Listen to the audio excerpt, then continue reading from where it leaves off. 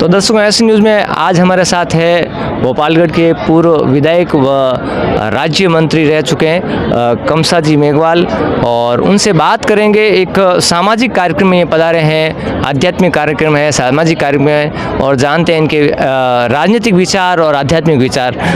नमस्कार जी। नमस्कार जी। विधायक महोदय, आप ये बताइए कि जो आज सतलोक आश्रम सोजत में जो कार्यक्रम हो रहा है, इसके बारे में आपको कैसे पता चला? यहाँ ये सोजत में जो कार्यक्रम हो रहा है, ये काफ़ी टाइम से हमारे गांव के खूब सारे भगत हैं जो यहाँ से जुड़े हुए हैं, और हमेशा वो यहाँ आते हैं और हर बार मुझे कहते हैं कि हमारे साथ चलो साथ चलो।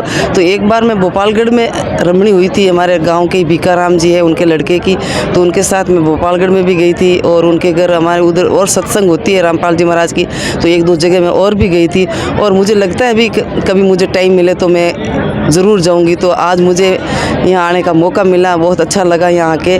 और यहाँ रमणी भी हुई जो बच्चों की हम कहते हैं जो शादी हुई है, तो ये बिना दहेज की जो यहाँ पे शादी हुई है, ये हमारे समाज के लिए बहुत अच्छा संदेश है कि बिना दहेज की जो शादी है, बिना खर्चे की, बिना ताम झाम की।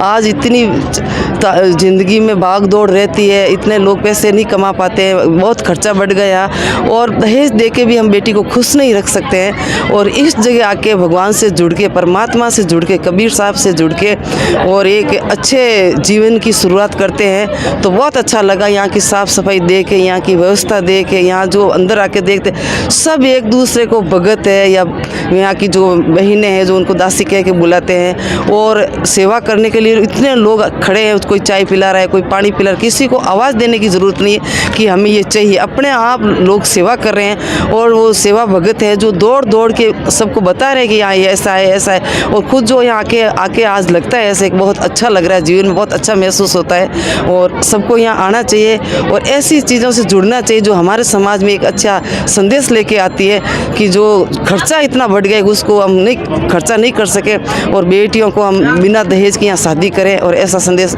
समाज में जाए। यहाँ से जुड़ना चाहिए, बहुत अच्छा लगा यहाँ के। जैसे कि बात करें, सामाजिक मुद्दा है जैसे जाति प्रथा, कानून तो बन गया है, लेकिन सार्थक कितना है आपको पता ही होगा। तो संत रामपाल जी महाराज के आश्रम में कुछ जाति प्रथा, आपको ऐसा लगा कि जाति भेद है, या ऐसा कुछ महसूस हुआ?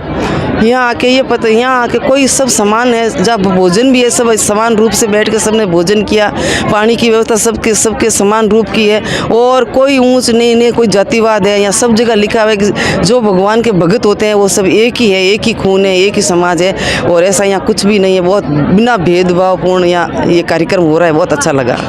जैसे कि आप खुद विधायक रहे काफ़ी साल, प्रशासनिक सेवाएं में भी आप गए, बड़े बड़े कार्यक्रमों में आप गए हो, और एक वहाँ आप व्यवस्था देखी और एक यहाँ पर व्यवस्था है, तो इसमें क्या समानता लगी आपको, क्या भिन्नता लगी?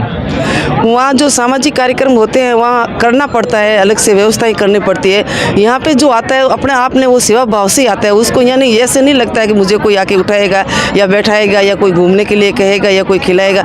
अब यहाँ अंदर आते ही अपने आप को सेवा भाव से आते हैं, और किसी के कुछ मांगने की कहने की ज़रूरत नहीं है। सेवा आते ही सब अपना आप सेवा करते हैं, अपना आप कार्यक्रम हो रहा है। ये तो परमात्मा की देन है कि कैसे हो रहा है वो, ये रामपाल जी महाराज जाने या कबीर साहब जाने, उनकी मेहरबानी से ऑटोमेटिक सब कार्यक्रम हो रहे हैं यहाँ पे। एक अंतिम सवाल रहेगा, संत रामपाल जी महाराज ने एक अन्नपूर्णा मुहिम चलाई, जिसमें रोटी, कपड़ा, चिकित्सा, शिक्षा और मकान हर जरूरतमंद को दे रहा है कबीर भगवान, ये उनका नारा है। और हरियाणा, पंजाब में जब भी बाढ़ आई तो करोड़ों रुपए की उन्होंने सहायता की।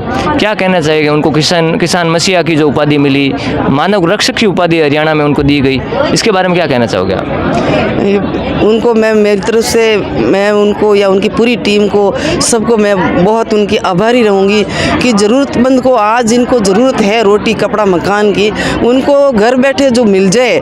कहीं पीड़ित है, कहीं कभी बाढ़ आ जाती है, अभी बीच में कोरोना आया, और ऐसे परिवार है जिनको रोटी, कपड़ा, मकान आज के समय में ऐसा नहीं है, लेकिन फिर भी किसी ज़रूरत अन्नपूर्णा जो जिनको सुबह शाम खाने की ज़रूरत है उनको ये पहुंचा रहे, तो बहुत अच्छी बात है। मिलना भी चाहिए और उनको समय पे भोजन मिले और ये रहने के लिए अच्छी व्यवस्था हो, ये बहुत अच्छी मुहिम है, ऐसा चलना चाहिए। बहुत बहुत धन्यवाद। तो ये थे हमारे साथ पूर्व विधायिका जिन्होंने अपने आध्यात्मिक और व्यवहारिक विचार बताए। ऐसे न्यूज़ पर बहुत बहुत धन्यवाद, आप सभी का आभार।